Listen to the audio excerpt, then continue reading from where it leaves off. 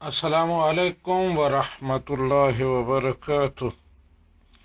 پاکستان کے شہر گجرانوالہ سے ایک بیٹی کہتی ہیں کہ میں نے صبح سحری کھانے کے کچھ دیر بعد اس خیال سے پانی پی لیا کہ ابھی سحری کا ٹائم باقی ہے، لیکن بعد میں پتہ چلا کہ سحری کا ٹائم تو ختم ہو چکا تھا اور میں نے پانی سحری کا ٹائم ختم ہونے کے بعد پیا ہے، تو اب میرے روزے کا کیا بنے گا اور کیا حکم ہے؟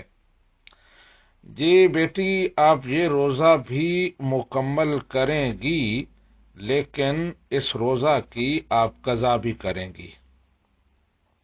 بہار شریعت پانچویں حصہ میں ان صورتوں کا بیان جن میں صرف قضا لازم آتی ہے، اس میں یہ لکھا ہے کہ یہ گمان تھا کہ صبح نہیں ہوئی اور کھایا پیا یا جماع کیا، بعد کو معلوم ہوا کہ صبح ہو چکی تھی، تو صرف قضا لازم آئے گی، یعنی اس روزہ کے بدلے میں ایک روزہ رکھنا پڑے گا۔